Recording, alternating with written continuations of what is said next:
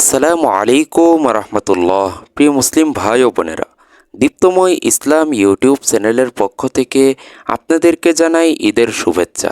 ঈদ মোবারক।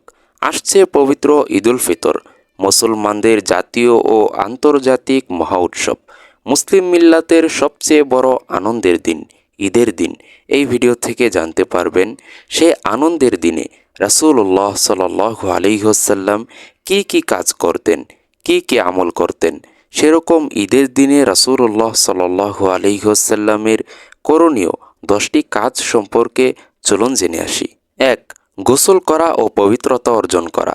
ঈদের নামাজের জন্য গোসল করা ও মেসওয়াক করা সুন্নত।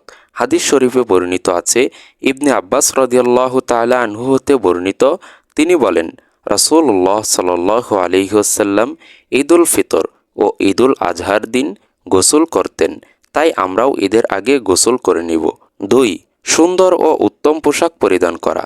মুসলমানদের প্রধান দুই ধর্মীয় উৎসব তথা ঈদুল ফিতর ও ঈদুল আজহার দিন পরিষ্কার পরিচ্ছন্ন, সুন্দর ও সাধ্যের ভিতর সবচেয়ে উত্তম পোশাক পরিধান করা সুন্নত। ইবনুল কাইয়িম রাহিমাহুল্লাহ বলেন, নবীজি সাল্লাল্লাহু আলাইহি ওয়াসাল্লাম দুই ঈদের দিন সবচেয়ে সুন্দর ও উত্তম জামাটি পরিধান করতেন। তার একটা বিশেষ জামা ছিল যা তিনি দুই ঈদে ও জুমাতে পরিধান করতেন, তাই আমরাও ঈদের দিন নতুন জামা পরিধান করার চেষ্টা করব, আর না হয় আমাদের ঘরে আমাদের পছন্দের সবচেয়ে ভালো জামাটা আমরা ঈদের দিন পরিধান করব। 3. ঈদগাহে যাওয়ার আগে পানাহার করা। ঈদুল ফিতরের দিন ঈদগাহে যাওয়ার পূর্বে সামান্য কিছু পানাহার করা সুন্নত। তবে ঈদুল আজহার দিন পানাহার ব্যতীত ঈদগাহে যাওয়া ও নামাজের পর নিজের কোরবানির গোশত দিয়ে প্রথম খাবার গ্রহণ করা সুন্নত। আনাস রাদিয়াল্লাহু তাআলা আনহু হতে বর্ণিত, তিনি বলেন, নবীজি সাল্লাল্লাহু আলাইহি ওয়াসাল্লাম ঈদুল ফিতরের দিন সকালে কিছু খেজুর খেতেন।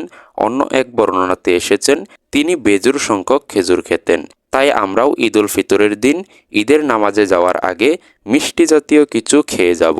চেষ্টা করব খেজুর খেতে এবং বেজুর সংখ্যক খেজুর খেতে, যেমন 3টা, 5টা, 7টা। 4. ঈদগাহে যাতায়াতের সময় তাকবীর বলা। ঈদের দিন বেশি বেশি তাকবীর পাঠ করে আল্লাহকে ডাকার মধ্যেই প্রকৃত আনন্দ। তাই ঈদগাহে যাওয়ার সময় ঈদুল ফিতরের দিন তুলনামূলক ধীরে ধীরে তাকবীর বলা আর ঈদুল আজহার দিন উচ্চস্বরে তাকবীর পাঠ করা সুন্নত। আর যে তাকবীর পাঠ করবেন সে তাকবীর হলো এই, আল্লাহু আকবার, আল্লাহু আকবার, লা ইলাহা ইল্লাল্লাহু, আল্লাহু আকবার, আল্লাহু আকবার, ওয়ালিল্লাহিল হামদ। 5. ঈদগাহে আসা যাওয়ার রাস্তা পরিবর্তন করা। ঈদগাহে যাতায়াতের রাস্তা পরিবর্তন করা সুন্নত। যাওয়ার সময় এক রাস্তা দিয়ে যাওয়া এবং আসার সময় অন্য রাস্তা দিয়ে আসা সুন্নত। জাবির ইবনে আবদুল্লাহ রাদিয়াল্লাহু তাআলা আনহু থেকে বর্ণিত, তিনি বলেন, নবীজি সাল্লাল্লাহু আলাইহি ওয়াসাল্লাম ঈদের দিন ঈদগাহে আসা যাওয়ার রাস্তা পরিবর্তন করতেন। তাই আমরাও ঈদগাহ মাঠে এক রাস্তা দিয়ে যাব এবং আরেক রাস্তা দিয়ে বাড়িতে ফিরব। 6. পায়ে হেঁটে ঈদগাহে যাওয়া। কোনো ধরনের সমস্যা না থাকলে পায়ে হেঁটে ঈদগাহে যাওয়া সুন্নত। ইবনে উমর রাদিয়াল্লাহু তাআলা আনহু হতে বর্ণিত, রাসূল সাল্লাল্লাহু আলাইহি ওয়াসাল্লাম পায়ে হেঁটে ঈদগাহে যেতেন এবং পায়ে হেঁটে ঈদগাহ থেকে ফিরতেন। 7. ঈদগাহে শিশুদের সঙ্গে নিয়ে যাওয়া। আব্দুল্লাহ ইবনে উমর রাদিয়াল্লাহু তাআলা আনহু হতে বর্ণিত, রাসূল সাল্লাল্লাহু আলাইহি ওয়াসাল্লাম দুই ঈদের দিন ঈদগাহে যাওয়ার সময় ছোট ছোট সব বাচ্চাদের সাথে নিয়ে যেতেন এবং তাদেরকে নিয়ে একসাথে উচ্চস্বরে তাকবীর ও তাহলিল পাঠ করতে করতে বের হতেন। অতঃপর তিনি এক রাস্তা দিয়ে যেতেন আর এক রাস্তা দিয়ে আসতেন। তাই আমরাও বাড়ির ছোট ছোট বাচ্চাদের ঈদগাহ মাঠে নিয়ে যাব। 8. ঈদের শুভেচ্ছা বিনিময় করা। ঈদের দিন একে অপরের সঙ্গে সাক্ষাৎ হলে শুভেচ্ছা বিনিময় করা সুন্নত।